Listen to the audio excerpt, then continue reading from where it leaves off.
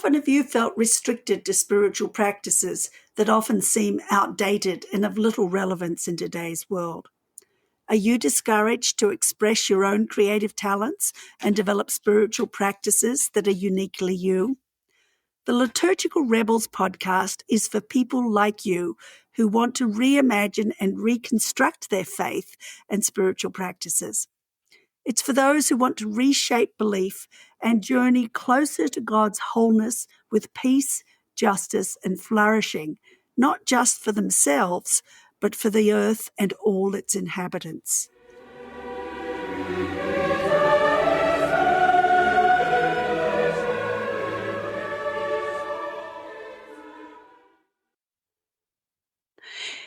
In today's episode of Liturgical Rebels, I will be in conversation with Reverend Dr. Ash Barker, who leads the Seedbed School of Shalom at Nazarene Theological College in Birmingham, England.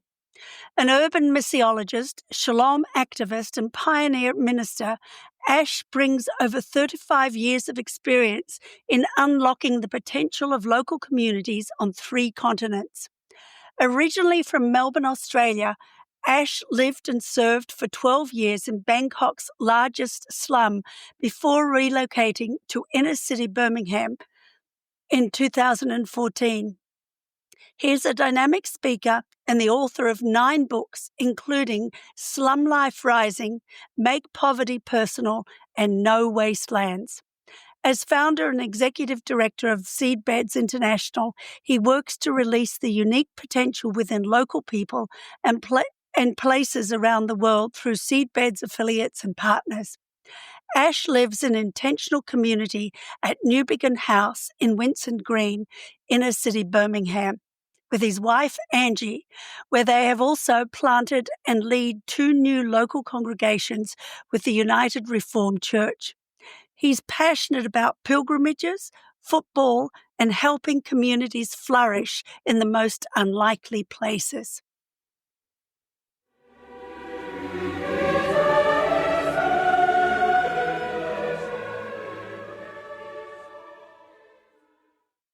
Ash, it's an absolute delight to be able to interview you today for the Liturgical Rebels podcast. I was trying to think when the last time we saw each other was, and to be honest, I can't remember. I think it was when we get... visited Seattle a few years ago with my friend Dave Mann. We were on our way to the Red Letter Christians, and we dropped in and we had a wonderful meal with you guys. And it was a real honor to be with you guys being in Seattle. I think that was the last time.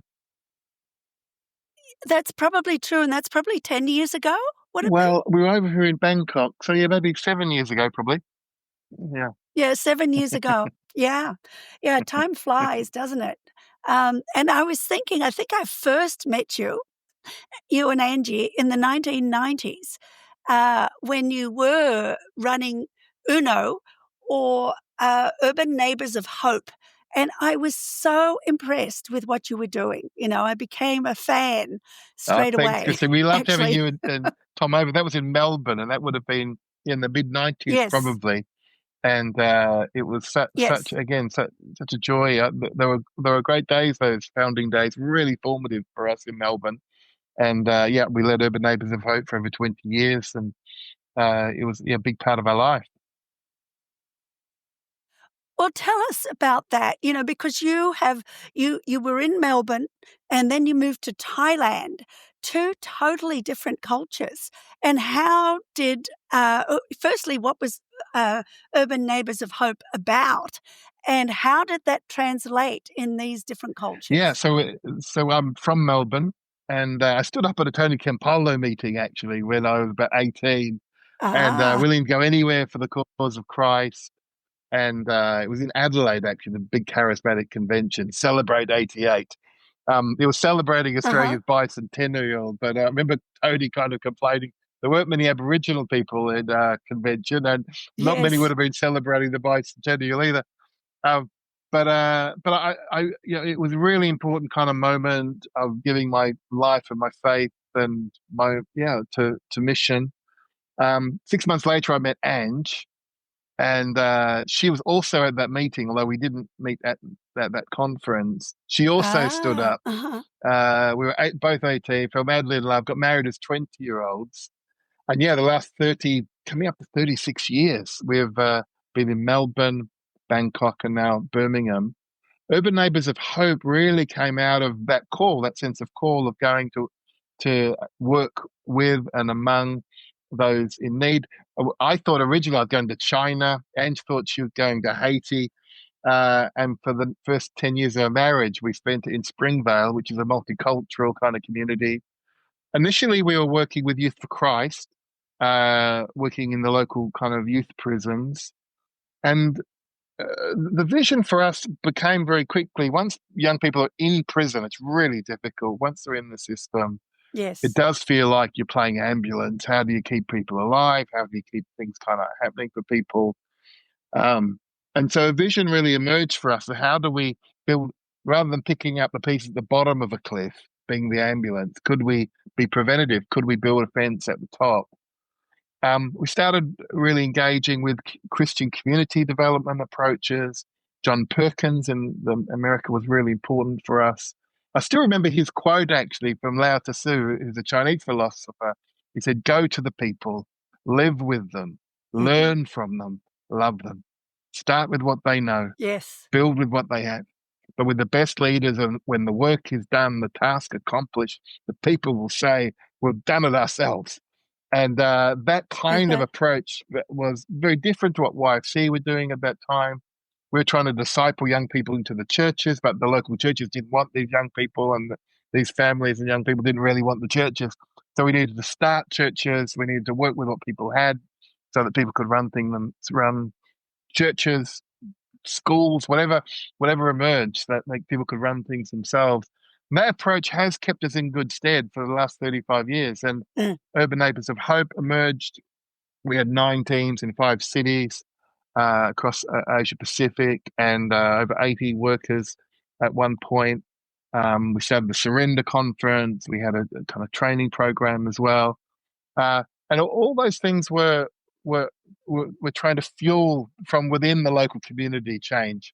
A lot of mission approaches were how do we go and do things to people and for people, yes, and that's needed at times. I mean, you don't want yes, a surgeon kind of yeah, saying, "Oh, you should do it yourself." Sometimes you need things done to and for yes, you. But a lot of things communities can do for ourselves, and if we just discover and connect and release people's talents and gifts, it's amazing what's possible. And so we kind of sparked that. We went ourselves to Klong Toi, which was Bangkok's largest slum. We lived right in the middle of the community in the house the size of 4 double beds for 12 years. It was hugely wow, challenging, but that kind of approach we felt, that incarnational approach of working, following, participating with what Jesus hmm, was doing in the neighborhood, and was something that we could see happen in Klong Toi. Uh, Originally, we weren't going to go to Thailand.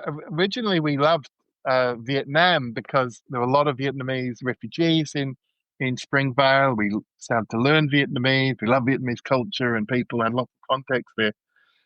But for all kinds of reasons, we couldn't get visas. We couldn't even have a sabbatical there because of the restrictions. And a friend of mine was at the Australian embassy in Bangkok, and I said, "Mick, we've got a sabbatical due. We want to kind of immerse ourselves among the world's poorest. Have you got any ideas?" And he said, "There's great slums here in Bangkok. Why don't you come here?" And so we had 3 months there. We loved it. We fell in love with the place, and a few years later, we got to relocate as the first Urban Neighbours of Hope team outside of Australia. And yeah, it was huge. Our daughter was 5 when we went there. Our son Aiden was born not long after, and again, really formative years for us. I feel like the Melbourne years was helping shape our theology, helping shape our approach. Bangkok kind of tested our faith and discipleship, and dengue fever and oh, typhoid and I all bet those it times. did. We Oh, nearly yeah. died about 4 times. It was a huge challenge physically, mentally, spiritually. Um, but God did lots of great things there as well. And one of my favorite stories in Klong Toi, and this kind of is a good summary of our approach in lots of ways. Our neighbor, her name was Pooh, Poo. She was a brilliant cook, and we loved her and got to know her family.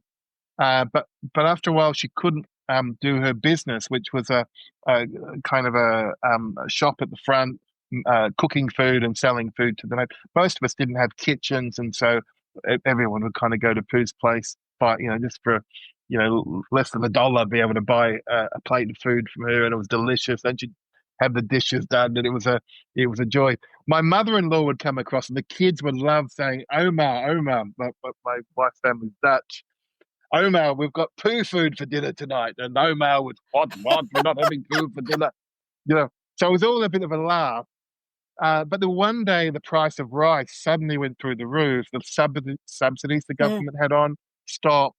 And so people's wages didn't go up, but Pooh would be losing money on every plate. And when you get into debt into a place like Klong Toi, you get into debt to some really dangerous people. And so in tears, really, she came to Ange and said, look, is there something you can do? Is there a job you can get me outside the slum with maybe a Faranga Westerner family or something?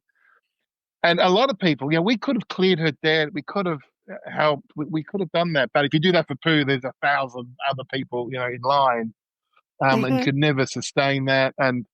But if you look for what's strong in people, you can start to address what's wrong. And Mm. Ange really saw the talent and gifts in Pooh for cooking.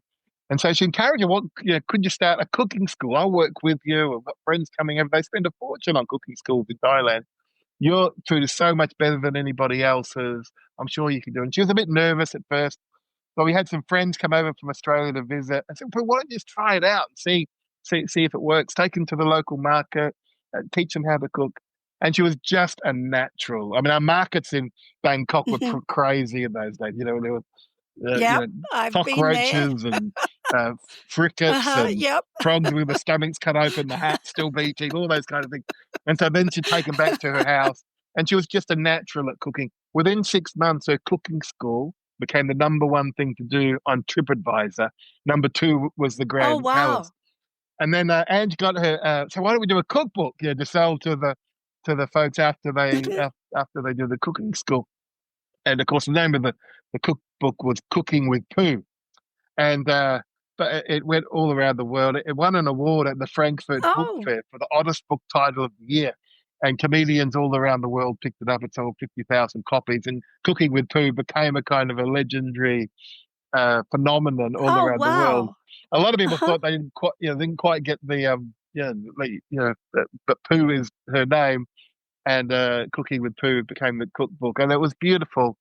Um, but for us, we could have just filled a deficit. We could have looked for a need and tried to fill it. Yes. But actually, by releasing her gifts and talents and passions through all the ups and downs, and she helped start a small house church with us. She's helped out a foundation called Helping Hands. Actually, when I had my book launch, was out of my PhD work, and you need all the help you can get to sell a book coming out of your PhD. We went to the Yeah, that's we for went to the foreign correspondent press club, and but I brought Pooh, my celebrity chef friend, and of course the first question went to Pooh. It was actually a very good question. It was, if Pooh, you're so successful with your book and your cooking school, but you don't have to live in Klong Toi anymore. You've got children. Why do you stay in Klong Toi if you don't need to? It's a very, very good question. I mean, church growth Mhm. people call this redemption and lift, don't they? After a while, you get rid of have better connections, better health, better. You get rid of personal sins in your life. All those things are expensive, and suddenly you have some choices. And Pooh said, "Well, I'm not as wealthy as you might think. We've set up this foundation. I'm helping other people do this because I used to have to work from 5 in the morning till 9 at night, and I could never have a day off. I could never have a holiday. Now I can have days off. Now I can have holidays. This is a gift from God to me, and I want to help other people do it."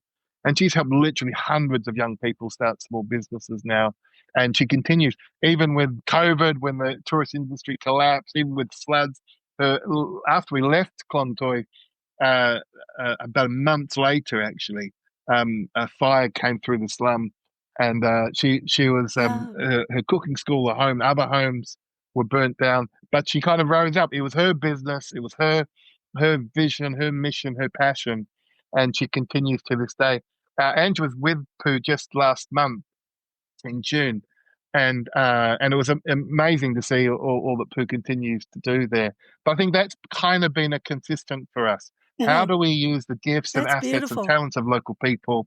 And if you can do that, even if you're not there, people can continue on. Yes.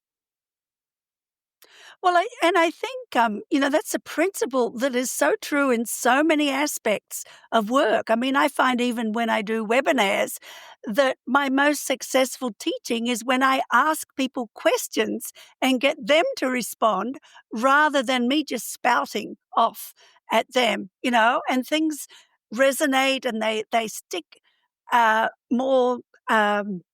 Kind of deeply when you do things like that, and I think that's one of the liberating aspects of what we've learnt in all kinds of Mm. interactions over the last 15, 20 years or so that is wonderful in so many dimensions. So but this must have had a huge impact on your family, and your marriage. So tell us a bit about that because I know so Mm. often, I mean, we live in a little community, as you know, and people say, "Well, I couldn't do that. I don't think my family would cope," and things like that. And I think, yeah, but we've got it real simple. How about in the situation that you've been involved in? Yeah, I mean, our family have ups and downs. I think that's fair to say. Um, at the bottom line is though that we had a village to raise our children, and I think having extended Mm, family that are there, and because we've been very locally based, I think that makes a difference too. We a lot of ministries are I mean, a lot of ministers I know, they're constantly in their cars, they're constantly driving to all kinds of places. We've yes. always had very hyper local ministries. And so our kids knew the people we were working with.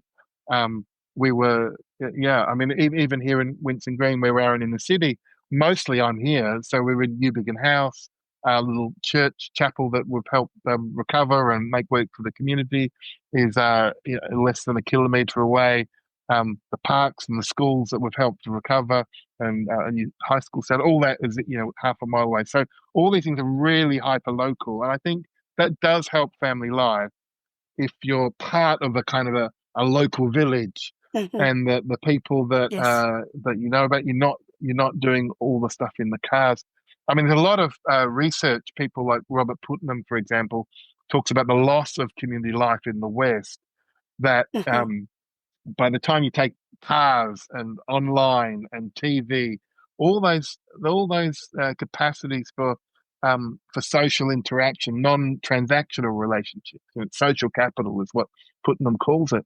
Um, we had a lot of social capital in our neighborhoods because we Mhm. were there, and so our kids got to experience that. That's not to say that weren't complications, and I think um, choosing to live in a slum community as a family that we did.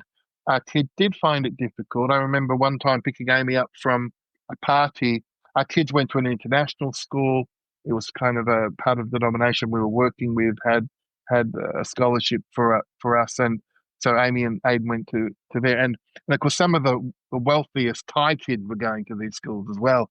And so I'm a little motorbike, a little scooter, really dropping out, and I couldn't, I wasn't allowed to go to the front door. I had to drop her off, and because she was on the back of my motorbike, you think you have an embarrassing dad, you should have seen me.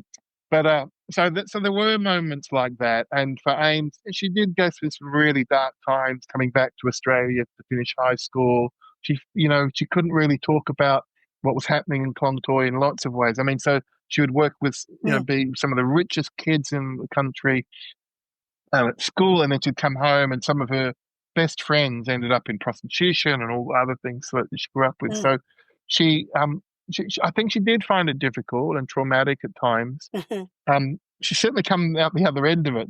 She's working as a community worker now in Melbourne. She did her degree at Tabor Mm. College, or Eastern College as it's called now, in theology and community development, and she works primarily with Foundation House. And they work with people who have been survived trauma and torture, and so she runs groups, and she kind of loves it. Mm. And she's just Wow. just had a baby, so I've just become a grandfather for the first time in Oh, May, and so I got congratulations. to see Airy Willow, granddaughter. So yeah, but there were some dark times for Amy. I think she would say now there were times where as parents we worked too hard, I think, and I would feel that, um, and that we weren't as attentive as we should have been, and all kinds of crazy stuff could have gone on. But there by the grace of God, kind of go us.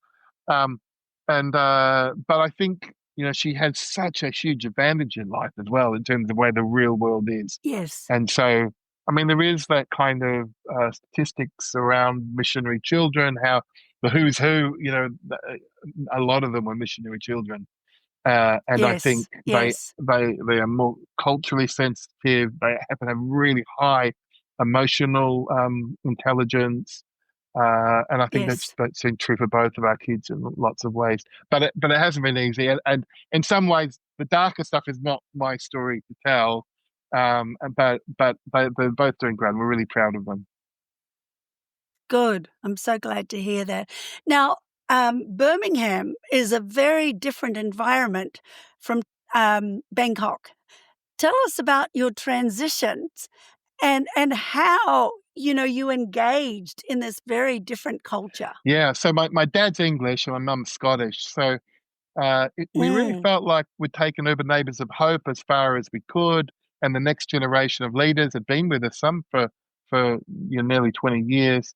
They were wanting to go a slightly different direction. They wanted to be a bit more Australian, New Zealand focused, and I was keen to be more international. I felt that's where our future was.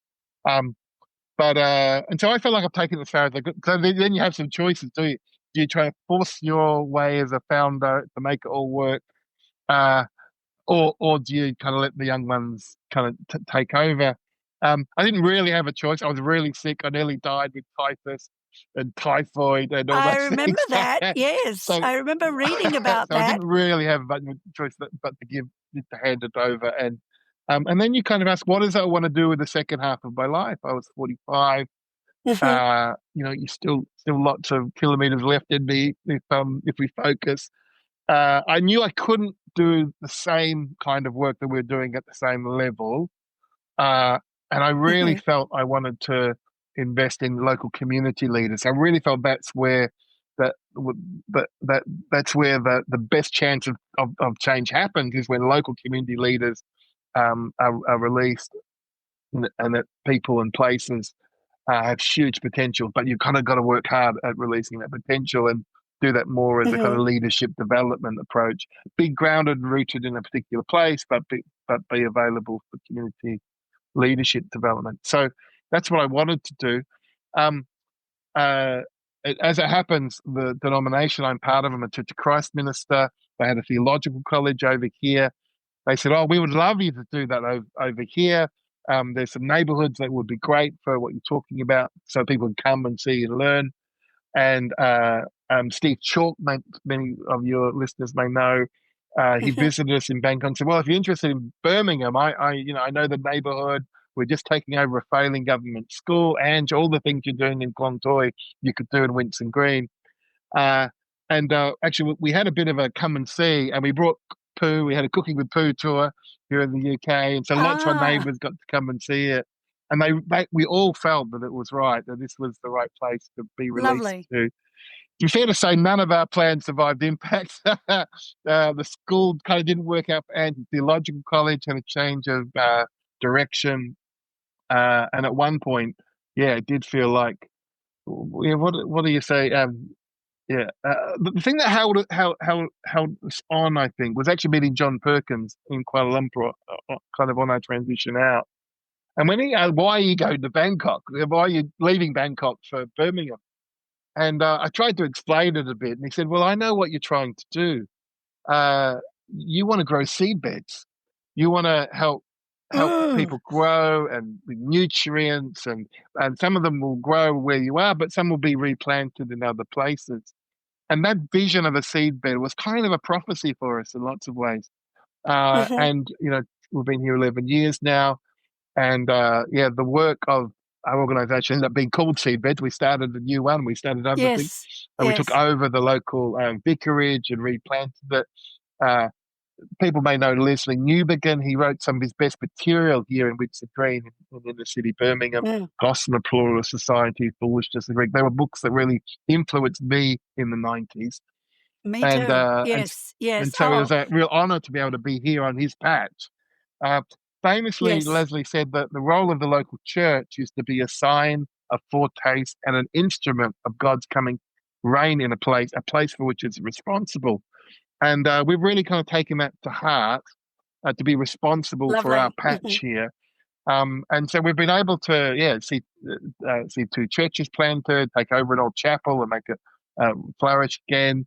Started a New Begin Community Trust, which has about 30 local staff, all from the local community, all using their gifts and talents on 4 sites. We've been campaigning for new housing. We campaigned for a new high school that started. Lots of things here in Winston Green. But then that vision of being a seabed, lots of people come and learnt with us, stayed at New Beacon House, the big old Vicarage 9-bedroom place. Although I think we had 20 people in our house last weekend. We had some of the Campolo fellows from Philadelphia came over last weekend. That was Oh, lovely. beautiful. Yeah. So we packed a place out that staying here. But now we've got work in Myanmar and Thailand and Australia and Wow. Ukraine and the same kind of model. And part of it is because people come and learn and get a taste of it. The United Reformed And then they and go then they go back. back. The United Reformed Church commissioned us to start a pioneers training program. And so we host that here. So we just on Saturday, we had 8 of our latest pioneers graduate. And what they go and do is the kind of things we're trying to see happen in their neighborhoods. And so, yeah, that kind of vision is really happening. Still lots to do. And I had a really frustrating day yesterday with housing. Um, we were able to save a local park and commission a new high school that's now in its 2nd year. But right near it was a whole lot of land that was derelict, and we were wanting to use it for a community-led housing scheme. But the council has put their foot down, and they want to make it a waste site. And so we're trying to. Oh, I wow. met with the council yesterday. They need a waste precinct, and no one else wants it in their neighbourhood. And they've tried to No, appeal so to. let's put it in with the poor people. Exactly. So Yes. anyway, so we're not very happy about that. So I do have my ups and downs in these things. It's certainly not glory to glory, and the frustration kind of boiled over yesterday. But we got to meet with the right people, and we certainly haven't given up. Can't put a waste disposal place right next to a park and a school, and so we'll go after it. Oh, it's yes, yeah, good. Well, it's interesting. I was thinking as you mentioned how, you first heard the name seedbed, and it became kind of in many ways, you could say the seedbed of your vision for the future. I was thinking I the name of my podcast, Liturgical Rebels, came out of just a casual conversation where somebody said to me, actually, you would know him, oh, my mind just went blank. Uh, um, but, and he just said, "You're a liturgical rebel," because I was telling him about some of the things that I'd been Yes, doing, and it stuck with me, and so when I was, kind of thinking about a name for the podcast, it came back to me, and I it's a thought, great "Yeah, that name. was prophetic for It the is, and future." I'm sure lots Yeah. of these things happen all the time. We often just don't pay attention to them, Mhm. and I think that's part of Yes. spirituality is just paying attention to what God's doing.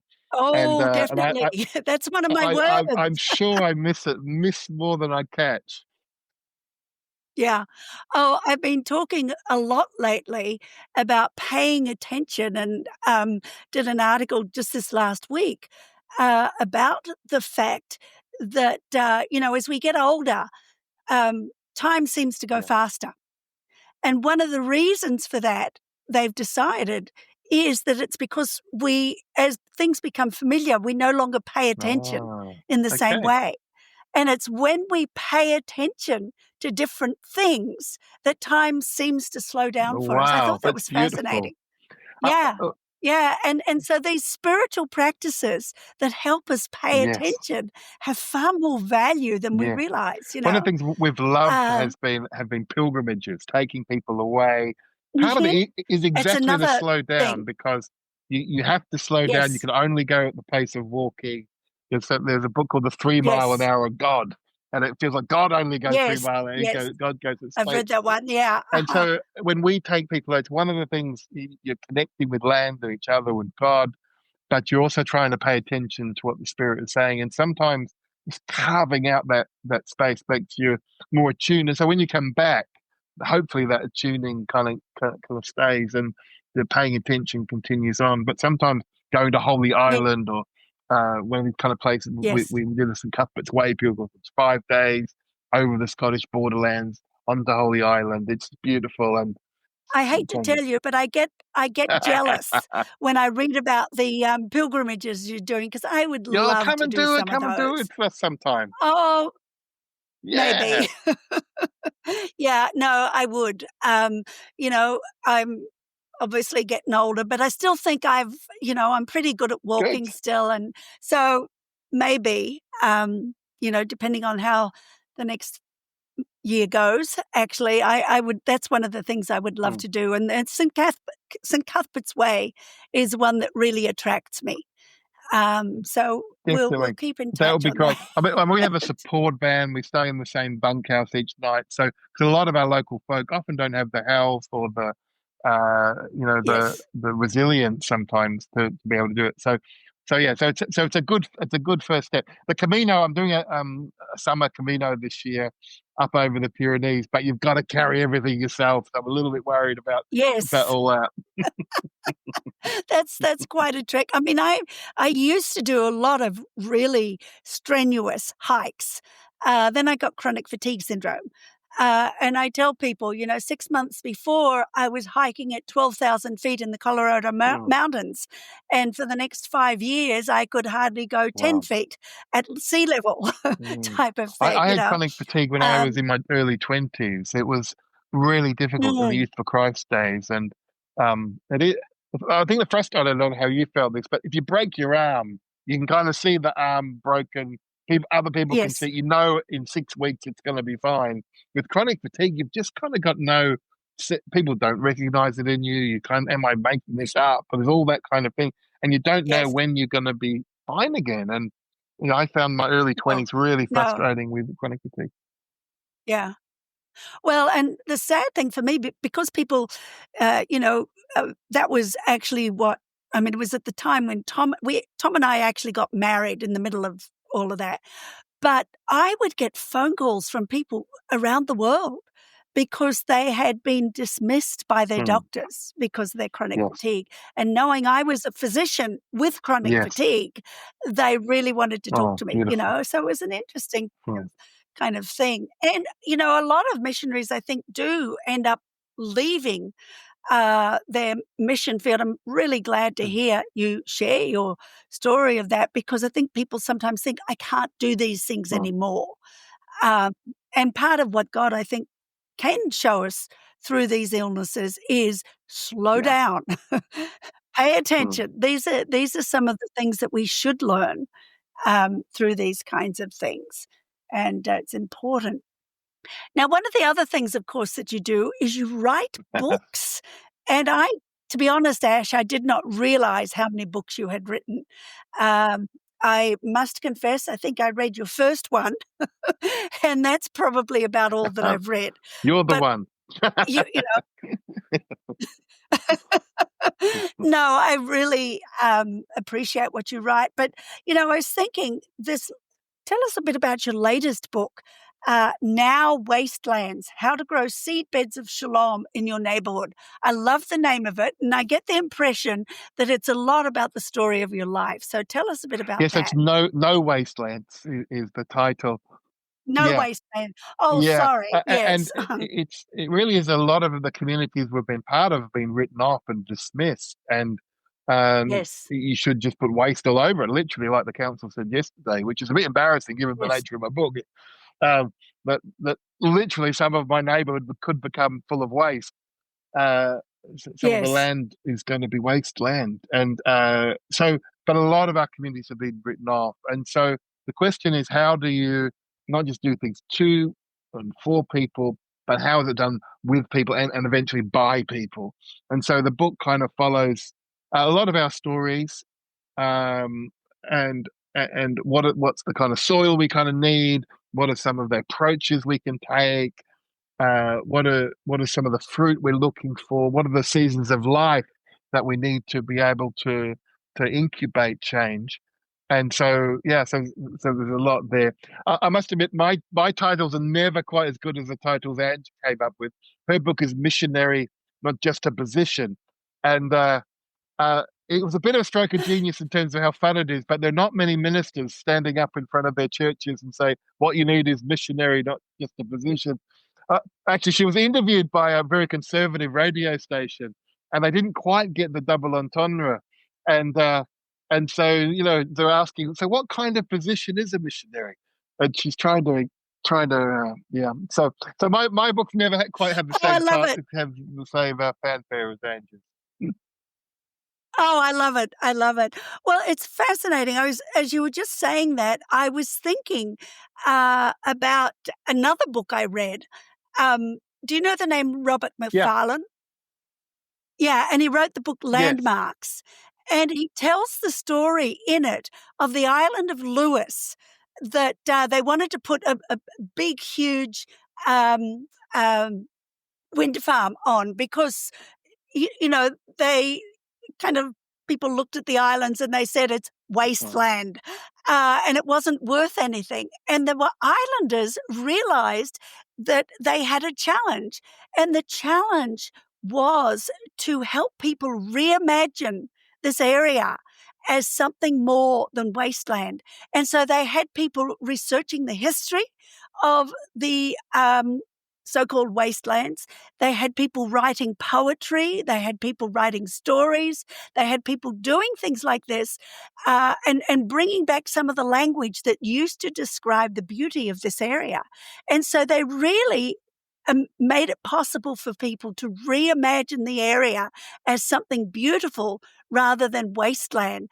And they managed to get the wind farm rejected. wonderful. And I think about that, and I think, and it was evidently, it's the only one of the islands where there have been wind farms suggested that has been able to do that, because the others have focused on, we don't want it, rather than look at the beauty of Yes. this place. And so, something to think about, Beautiful. looking for the Yeah. stories that tell the beauty of the so-called, of what the council sees as Yes, exactly. wasteland.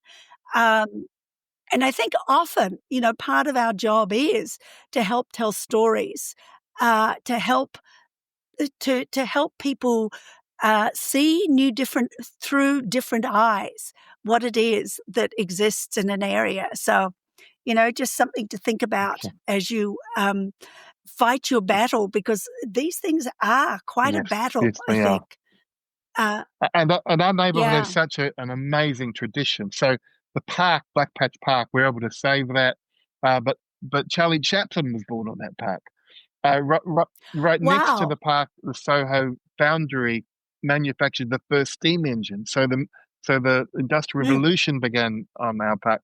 Our prison if people know about Winson Green. Winson Green is kind of well known for the prison, um, but our prison has remarkable people, suffragettes and others that have been there, and so there's a rich history here, layer upon layer of history, and part of our job is to be custodians of that history, and uh, Yes, and to and to highlight it. highlight it. There's so much that's Yeah. strong in our community. Mhm. Let's focus on that, and what's wrong will go away. Actually, when people are using their Yes, gifts and talents and skills, when the potential of our community is released, when you focus on those strengths, the weaknesses in all kinds of ways melt away. And I think that's what we've tried to do really with our lives in lots of ways, but certainly in the communities that we've wonderful. lived in, including Winston Green, that's been an important part of how we see the world, how we see mission. I mean, a lot of mission, unfortunately, Mhm. is what's wrong with people? How do we tell them? How do we get them to Yes, agree what's wrong with them? And then we're going to come up with a solution yes. that's going to solve all their problems. I'm just not sure that's Uh-huh. what Jesus did. Jesus, No, Jesus, the exact Jesus, opposite, Jesus in never fact. did Yes. anything for people that they could do for themselves. Jesus, even the No. people, the healings were offered, you know, to the man who couldn't walk. He said, "Stand up and walk." Uh, and so he was always empowering or enabling power to be released. in people, Yeah. and I think that's the He saw the potential in yes. people. You know, he really saw the And he potential and he and he in and he people, I did get think. furious at those who were squashing potential in others, the Pharisees and the Yes. Sadducees and others who were trying to squash and exclude people. Jesus went the opposite direction, and so I think that's part of the always a challenge for us. How do we be more like Jesus in these things? Yes. Yes, I agree. That's so important, and it's, so difficult at times, I think, you know, to do that. Tell us a little bit about the churches that you've, started, because it sounds as though they're a little different from a lot of other Well, churches. we started off having community meals in our house, and they became Yeah. incredibly popular. And so we were having like, actually, at one point we had like 500 people a week coming through our house, which was a bit ridiculous. Oh, wow. And so Uh-huh. we, That's, well, more than we've ever had. it was, yeah, it was just a bit nuts. So, so we split up the community meals a little bit, and we gave a kind of more Christian, spiritual kind of focus. But still accessible to everybody. Everyone gets to participate. And so when we have a meal here at New Beacon House, people get to do the highlights and the lowlights of the week, and everyone gets prayed for. And Mm. there's Yep. often a thought for the day, and people can bring music. So Ange leads that now, and it's very participatory. Everyone, if you come along, Lovely. you eat, you participate, you share, at the level you can, and it is pretty crazy. I mean, it's folks from a lot. We have a lot of kind of boarding house. We call them HMOs, houses of multiple occupancy here. So lots of folks have experienced homelessness. Lots of folks Mhm. have been in sex industry. Lots of people have been in and out of hospital and prisons and stuff. So it's a pretty wild. You know, what people are sharing is kind of pretty wild sometimes. Some people don't always come with their best self, and don't always. You know, I remember one guy thought he was an acrobat that wanted to jump over the table all the time. All these kind of things. So it is a bit nuts. Ange loves it. She's just total element. I'm a bit more of the I'm a That's bit more of the wonderful. contemplative, and so when again, so many people coming through our house, there was I'm a Church of Christ minister. The Church of the Christ over here joined the United Reformed Church with the Presbyterians and the Congregationalists, and there was a URC church around the corner. It was down to 6 or 7 people. A huge building, a huge big old chapel, over 100 years old, but not used, only used for a couple of hours a week. And so we went down to them to plead with them, could we take it up and make it work for the community again? And and in our denomination, there's kind of a policy that if the community stops, if there's not a worshipping community there, the URC doesn't want to just keep buildings for the sake of building, so they sell it off to the highest bidder. So these old folk just kept Yes. meeting, to stop. They're just desperate for the building not to be sold off. And none of them lived in the local community anymore. So when we came up, they were very suspicious of us at first, even though we were Mhm. local people and they were no longer local.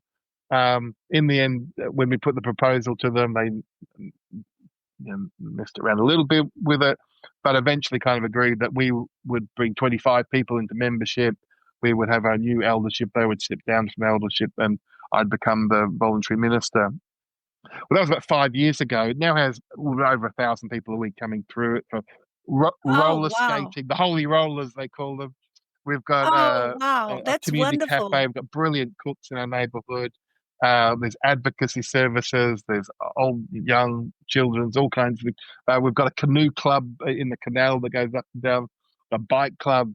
All these kind of things happening. And our service on Sunday is really all these folks who have been part of life together. We have a more contemplative kind of service with a little bit of music.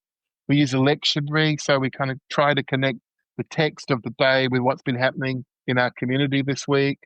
And I often share that reflection, but not exclusively. And then we give everyone a chance. What connections do they see between the text and our Mhm. context? We Lovely. then get people a chance to pray, and they light a candle for a situation. It's often connected uh, with again the text and the context, but um, and everyone at the end says, "Lord, hear our prayer." At the end, in your mercy, Lord, Yes. hear our prayer, and uh, and we don't Lovely. edit people's prayers. Some people pray for all kinds of crazy things and situations, but God knows what their hearts are, and we don't need to kind of fix their prayers up Yes. or anything. And so we just say, "Lord, hear our prayer." At the end, and people light a candle, and then we have communion together, which is that kind of bread being solidarity, the unity that we need in Christ, and the blood being the life that we need, the forgiveness, the change we kind of need happening in our community. And we prepare ourselves for our week by having a meal together, often a chicken Okay. dinner is the winner chicken dinner that people like. So we're not a big church, we're 40, 50 people, but it's both of those. Uh, so the morning service is about that, and the afternoon service here at New Beacon House is about that as well. Um, but we see most of our congregants most days of the week, and Mm, so that's it's a hyper beautiful. local kind of a genuinely local church. Mm, that is wonderful, Ash. Now, I understand that you don't just have people in your house, you also have animals. Well, Uh, you know what? We had like a petting zoo, and we had alpacas, and we had all kinds of yes, things. that's what I've heard The about. alpacas were great. They'd wander inside. Actually, we had a housing meeting here not long ago, and there were all the kind of heavy duty, councillors from Birmingham Council, and the head of planning was there, and an alpaca came up from behind him and gave him a nibble on the ear. He nearly jumped out of his skin. Um, and so they were a great way to get to know the neighbourhood. We'd walk them from our house around the corner to the school where Andrew was working at the time, and it was fantastic. We got to know everybody. Unfortunately, one escaped. The new parish guides, I know you know them, and they've got this Yes. definition of place is big enough to live a lot of life in, but small enough to become a known character, the unfolding drama of the place. And well, we became known characters very quickly when the I alpacas bet. ran down the street, and the police were after them, and the neighbours were after them, and it was just kind of they went down the main street. Eventually, someone from out of the pub stepped out and grabbed it around the neck and caught it, and someone put it on, someone videoed it and put it on TikTok and hashtag Llama Drama. Apparently, had 1 million views, and Ah, so yeah, so we sometimes become known characters not for the things we want to be known for.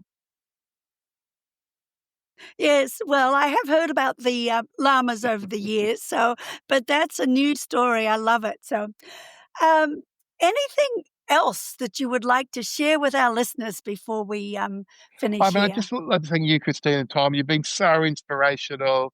You've been helping us think through innovative ways of engaging with God and people over the years. And I'm just, it's such Oh. a thrill to be able to speak to you today, and for all your listeners. I know how much you mean to us, and particularly for Tom, how tough it is for him and for you right now. We know that we're standing with you, and yeah. And if there's anything we can do to support you, please let us know. Thank you, Ash, that's really lovely, I think yeah, knowing the supportiveness that there is at the moment has been a huge thing Mm. for me, it Oh, really has. And I must say this podcast really came out of the situation, needing to change my focus, and, so it's been wonderful from that perspective too. This has been a delight thank you, chatting Christine. to you today, so thank you so much, and all the best, with life and Yeah, llamas and we'd and love to have all, you over so here and come and do a pilgrimage with us. oh, I will certainly think about it, yes. Thanks. Thanks, Ash. Bye. Bye. In this conversation, I interviewed Ash Barker about his journey starting with Urban Neighbours of Hope in Thailand and Australia. We explored themes of community development, cultural transitions, and the empowerment of local talent. Ash shared personal stories about his family dynamics and mission work, the importance of leadership transitions, and the vision of creating seedbeds of shalom for community leaders. The discussion also touched on the role of spiritual practices, the impact of chronic illness, and the significance of community meals in fostering connection. Throughout, Ash emphasized the need to focus on the strengths of communities and the importance of empowering individuals to take charge of their own lives. In the next episode of Liturgical Rebels, I will be in conversation with Mark Wallace, an American professor of religion at Swarthmore College, where he teaches courses on religion, environmental studies, and interpretation theory. A self-described Christian animist, Mark's teaching and research interests focus on the intersections between Christian theology, critical theory, environmental studies, and postmodernism as a part of the field of ecological theology. Through his work, he seeks to bring together biblical faith and the liberal arts. He has written several books, including When God Was a Bird, which won the 2019 Gold Nautilus Book Award in the category of Religion and Spirituality of Western Thought. I am Christine Sine, an avid gardener, liturgist, environmentalist, seeker after justice, and speaker on spiritual practices. I am the author of Celtic Advent, Following an Unfamiliar Path, and The Gift of Wonder. My other books include Digging Deeper, The Art of Contemplative Gardening, and To Garden with God. I also write regularly on Substack at Walking in Wonder with Christine Sine. If you enjoyed this episode, don't forget to hit like and subscribe to the podcast. Please also share it with your friends or join me on Substack, Instagram, or Facebook.